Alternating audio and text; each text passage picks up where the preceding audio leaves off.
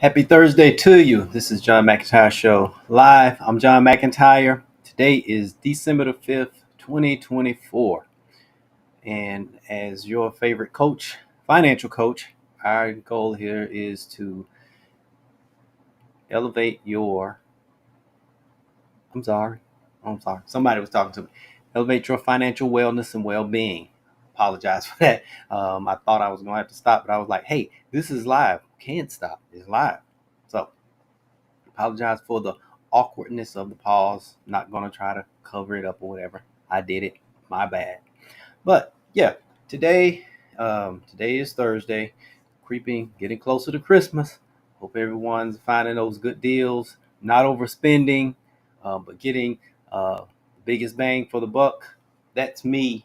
I'm not into looking for the cheapest. I look for value. I don't mind the cost as long as I'm getting the value, and I'm fine with that. I'll negotiate the deal and everything. Or I basically turn Andrea loose. She's an excellent negotiator. She will ask and ask and ask, and basically they'll almost just give it to her just to get her out of the store. so, so she knows what to do when it comes to negotiation. She does her research and everything, and she knows exactly what she's doing. So I find the good deals, and I'll allow her to go and negotiate the good deals. I put her on the phone, everything, and she will get it done. So I hope everyone's getting the deals like we're finding out here, because there are a lot of them out there. And so just make sure you're not overspending and going over budget. Number one. Today is a very special day for kids. December the 5th is National Communicate with Your Kids Day. And so I have a show specifically for the kids. Um, and I'm going to get into it. But first, we want to share those wallet wins. I'm going to share a few of those, celebrate those, and then we'll get into this kids program. Well, program dedicated to the kids. So the first wallet win is my uncle gifted me some money from his estate to buy a car for college and work. That is a wallet win. That's a big time wallet win. Number one, no debt. That means you received a free car. So that's usually one of the larger expenses, especially when you're in college and you're trying to work. Also, it's not good trying to make a car payment, things like that, while you're in college. Even if you're older and you're going back to college for newer education, it's just it can become a headache, especially if you're trying to do everything by yourself. So this college student here working in school, and so the uncle, um, that is a good uncle. Would have been nice to have one of those uncles in my family, but I didn't. But this person, you should consider yourself blessed. And the uncle also, they have to be very savvy, because she used the word estate, and so that means this uncle is a savvy guy. He understands the laws that estate planning is what you do with money while you're living and after you're gone. It's not, most people have the misconception that estate planning is just what's done with your money after you pass away. No, you can do a lot with your money before you pass away if you do the correct estate planning, like gifting. You can give so much money, things like that, gives to, like if you had money willed or you had heirs, you could go ahead and give some to them even before you pass away. And it's on tax-free basis, and everything is very, very tax beneficially tax wise. So let me slow down here because my words are getting all twisted up. I'm excited about that, and it would have been nice to have one of those uncles back in the day. But let's move forward. So consider yourself blessed to have received a car from an uncle who gifted it to you from his estate. Wallet win number two. I completed all of my Christmas shopping and I have money left. There we go. You don't have to, if it's good to have money left, but it's Christmas. Take that money. First of all, let me celebrate. You've done all of your Christmas shopping. Take that extra money you have left, spend it on yourself. Celebrate yourself. I'm big about celebrating wins here. Wallet wins. You accomplish a wallet win, celebrate it, because that keeps you motivated and it keeps you focused and disciplined. Uh, it doesn't have to be anything huge. When I'm working with people and I tell them, when you reach certain milestones or hit certain goals, celebrate. It could be just something as simple as, going to your favorite coffee shop. Me, I give you the perfect example. Like with me, when I hit a certain goal, I don't get to. I like coffee shops and bookstores, and so being so busy, I really don't have a lot of time to do that as much as I want to, much as I would love to. I could do it every day, really. Good cup of coffee, check out a book or whatever, read something, because I believe in reading. I read at least 30 minutes a day, and so it would be good to be doing that with a cup of coffee at a coffee shop. Well, I don't get to do that, so when I hit my goals, if I hit at least one goal for the month, that's my celebration. Uh, I by myself. I get to go to one of the coffee shops. A lot of times, there's a Books a Million not far away, and they have the Joe Muggs coffee, and the coffee's pretty good. I like the people there. They know me, and they've been seeing me for years, and so it's the community, it's the people. It's knowing you. I don't know. Some of you may remember the show Cheers. You like to go somewhere where everyone knows your name. So the coffee shops that I do go to with the bookstores, they have. There's also a used bookstore over in Charlotte, in the Noda area, which is the North Davidson area, artsy. The art, I call it the Arts District. Um, and they actually serve coffee. They serve very good coffee, and they have an area where you can sit, the big plush couches and everything. And so sometimes I go there. I look for books that may be valuable that no one knows is valuable, and buy them, resell them, or put them in my collection for later on. And so that's one of my that's how I celebrate. So when I hit my goals, I go and celebrate. I'm planning to do it here soon. So that is a good one. So you've completed all your Christmas shopping. Go and celebrate with the money you have left, or you can save it or do whatever. Wallet win number 3: we created a sinking fund in March to replace our HVAC unit this week. Oh yes, that is serious, big time celebration there, because most people will put that in the emergency. They will count that as an emergency. But if you're paying attention to those appliances, those big appliances, they have warranties. They have, you know, most HVACs usually has a 10-year, at least 10 years, 10-year warranty. And, so around the 10th year, it may, and it always happens. As soon as the warranty goes out on whatever it is, it can be an appliance, it could be whatever, a computer, whatever. Soon as that warranty is up, it breaks. It's almost like it never fails. It's like it knows the 10th year has hit and that warranty is up. And so that's why it's always good. It's like we installed a new system last summer, and we started the process. We know how much it's pretty much going to be for our place here.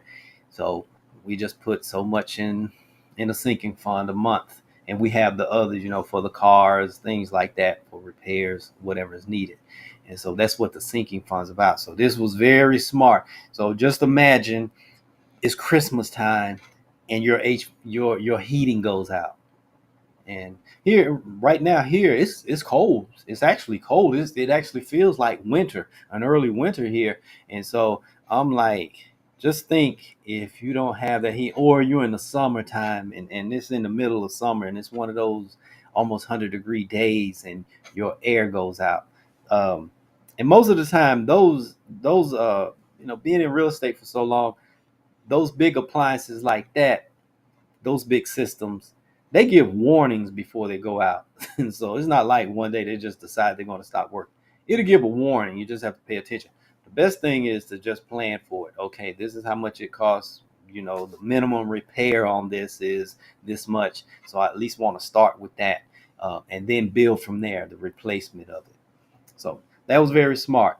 I know that they're happy to make that happen this time of the year. So you don't have to go into Christmas saving. You don't have to cancel Christmas. You don't have to go, maybe have to, borrow money or something like that to take care of that.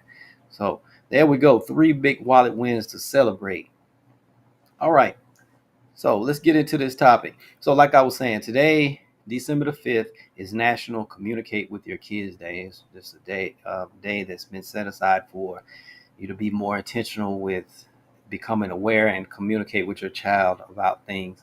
It doesn't have to be like overdoing it. Just start the process. If you haven't been doing it, today is a good day to start it, and from here on out, start doing it. Where you just communicate, play with your kids a little. It doesn't matter if they're. I've learned Bella is 17 years old, and if I don't communicate with her, which that's what I've always done, we've always done that. I thought for a minute we were over communicating, but then I learned that we weren't. Um, if I go a day where I might be busy and I don't communicate as much, she will walk into my home office and ask me what's up, what's the problem, what's wrong with you, why, what's going on with you today. And I'm like, oh, nothing, I'm just a little bit. Oh, okay, you're a little quiet. Okay, so that's letting me know that my communication is important. Our communication to her is important. And so they don't go out saying it, hey, I need for you to communicate to be in all of this. They're not going to do that. They're just going to ask. And I know there's parents with more kids than me. I grew up in a large family. I'm the youngest of 6. And so we grew up in a house full of communication. The house was never quiet. It finally got quiet when my brother right above me went into the military, and it was just my mom and I there. Um, that's when it finally was quiet. And I remember one day we were laughing about it. I was I think I was doing homework or something like that, working on something. And she came in and she was just walking around in the room, looking at what I was doing, this, that, and the other. And I was like, do you need something? No. And it sort of hit me. It's quiet in here. She was like, yeah. And so we just made it. We talked every day. Especially when I started drinking. When I got older and started drinking coffee. Oh, we had some great conversations over coffee. She passed away in 2019, and that's one of the items I have. I have her old coffee cup with her name on it. And so sometimes whenever I'm down and I'm having a cup of coffee, I'll just set it out and just set it beside mine while I'm drinking coffee, just because I feel like she's there, and that was our thing. We talked a lot. And so that's what today is December the 5th, National Communicate with Your Kids Day. And so today's topic, if I'm finally getting into the topic, is teaching kids about money. So if you're going to communicate with them, let some of that communication be about money. And it doesn't have to be anything. I'm going to share 4.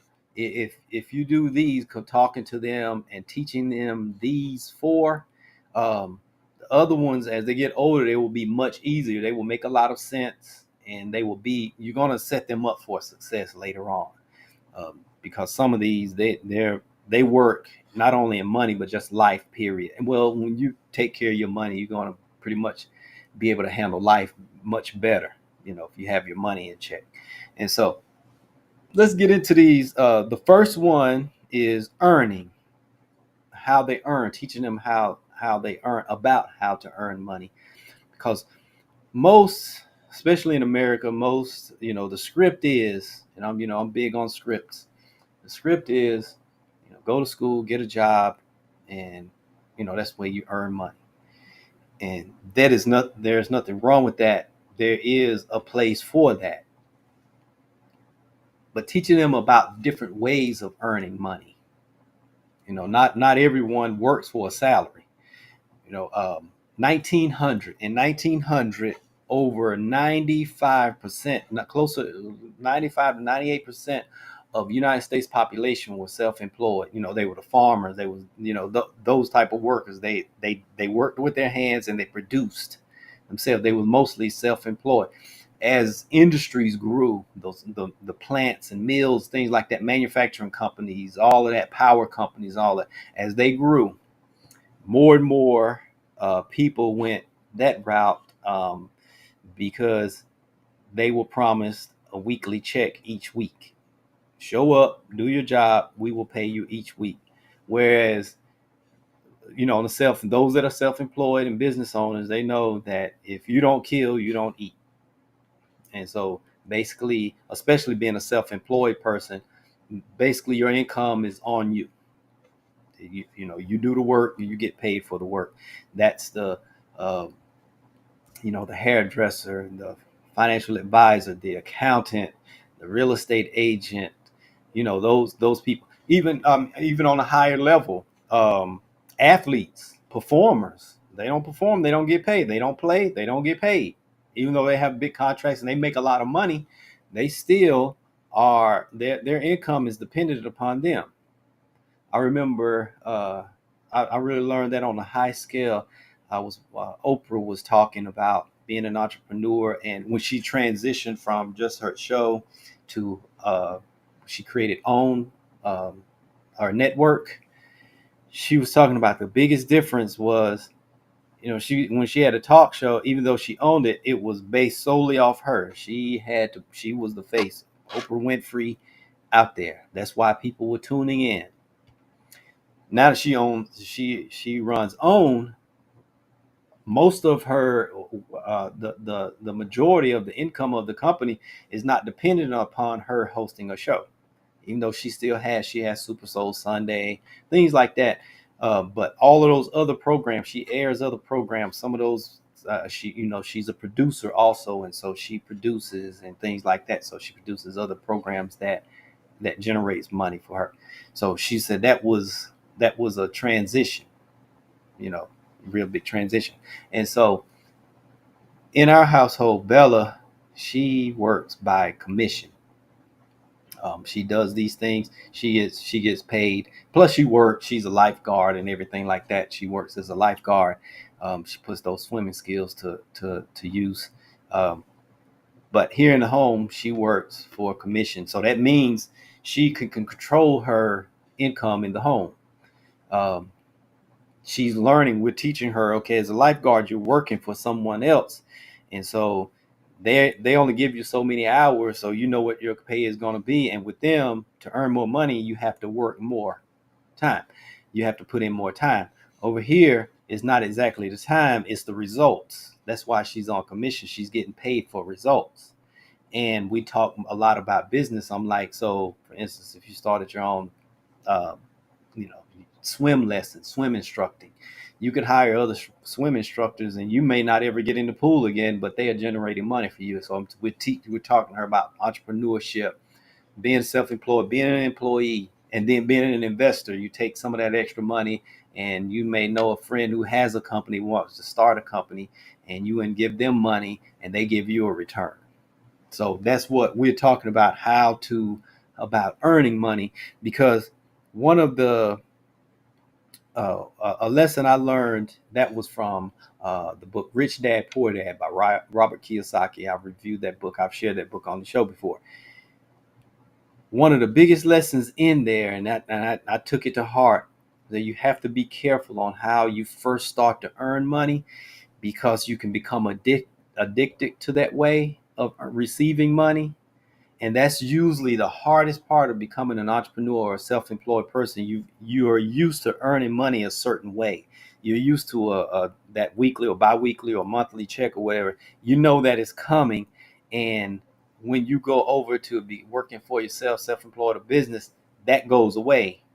And just that not that uncertainty, not being certain that you're going to receive a paycheck.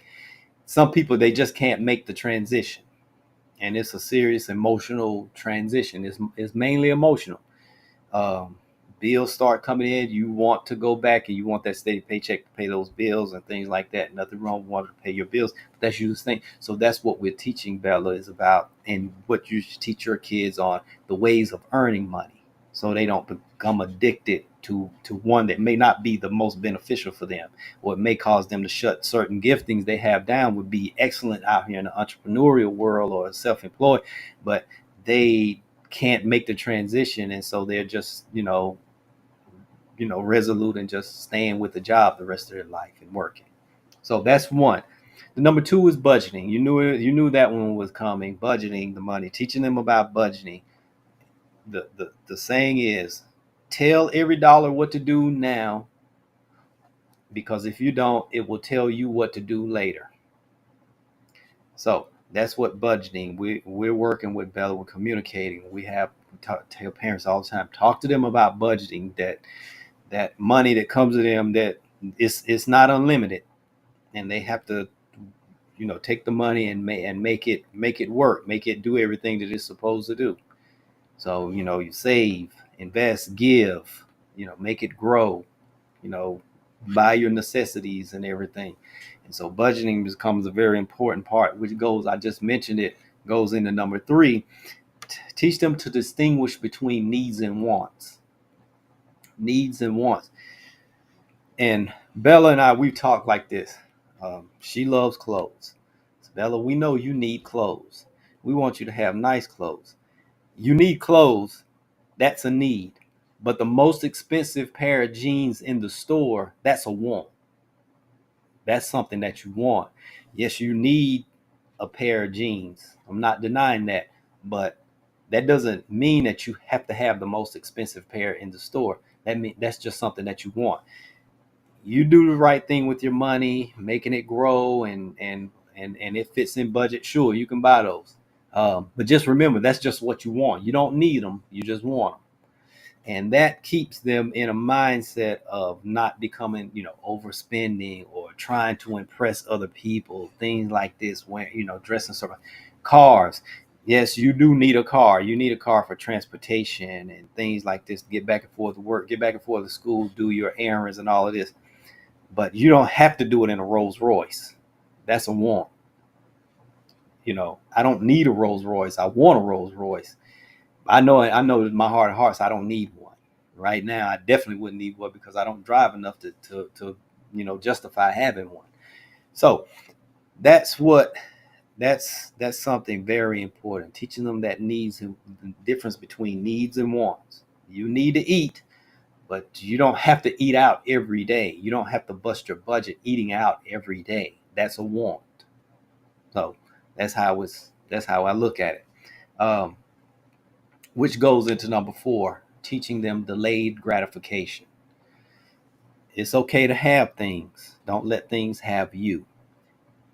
If you don't have the money right now, if you can't pay cash for it, save up. Don't go into that. Don't use a credit card. Don't use a credit card and making small payments and all of this on certain things, especially when they lose value and all of this. Delayed gratification. And I learned that there was a study, Harvard did a study over a 20 to 25 year period, where they took these little kids back in the late 60s, early 70s, and they had a candy bar, set a candy bar in front of them. And I mean, it was a lot of kids, well up into the hundreds. They were just testing kids. And they was telling them, if you can eat this candy bar now, but if you wait an hour, you can have 2. And most of them couldn't take it. They had to have that candy bar, the smell of the chocolate, things like this. They had to have that candy bar right there. And so most of them ate it. They ate the candy bar, and they tracked these kids, over the course of life. They returned to them they got in contact with, the ones like later in their 20s and 30s. The ones who waited the extra hour for the 2, they were much more successful. They didn't have addictions, things like that. They hadn't gone through bankruptcies and foreclosures, stuff like that. They had finished college. They had very good careers. They were pretty much successful, pretty much across the board, because they could delay gratification. They did what they had to do in each moment in time. When it was college time, it was college time. The ones that couldn't delay gratification, a lot of them had become high school dropouts, um, alcoholics, drug addicts. A few of them had even went to prison. Some were dead. And so that's where the study from Harvard, it solidified. And it was a child psychologist, um, solidified that being able to delay gratification is one of the prerequisites of success in life, in all areas of life. And so those are the four you want to teach them: earning, budgeting, distinguishing between needs and wants, and teaching them delayed gratification. Get those four, because most these they go into the emotional intelligence. Another book that I shared about the people being high in, emotional intelligence, that they can delay gratification. They get along very well with people. They make sound decisions and things like this. They can decide. They can distinguish between needs and wants and things, and they will create a plan and follow it and make it work. And they're highly resilient people. They bounce back much quickly. They don't suffer depression, things like that. And so that's what these basically are all about. All four of these has something to do with emotional intelligence. Communicate with your child, and teaching them and modeling yourself, being a model of emotional intelligence, and all of this that you're teaching them, you're doing it yourself. They'll be a successful child with money. They'll grow into a successful adult, and they won't boomerang on you, because that's one of the biggest benefits that we're going after. We're trying not to have a boomerang child. When you come to visit us, you'll be bringing the grandkids, and then you'll be leaving pretty soon. You might spend a night, you might stay a week or so, but you will eventually leave. It's not your address. So that's what we're doing with our children. And so I wanted to share that today, with it being National Communicate with Your Kids Day. Teach your kids about money. Take time, bring them to the table when you're having your financial meetings, or if you're a single parent and you're sitting down going over the budget. Include them into the decision making process, and it will pay off. It will definitely pay off. So with that being said, I hope that today's information was beneficial. If it was, if you're watching by YouTube, subscribe, share it. Watching by Facebook, subscribe, share it. Well, like the page, then share it. If you have questions or comments, make sure send them to us. Email us. Our information is on the screen. If you have wallet wins you want to share, we will celebrate those. It may be time to have that financial checkup. We're constantly doing them on a daily basis. We do free 30 minutes, look at the finances. Then we decide if we're going to move forward to really get you on that road to having all of your finances on target. So with that being said, I will see you tomorrow, same time, same channel. Have a good day.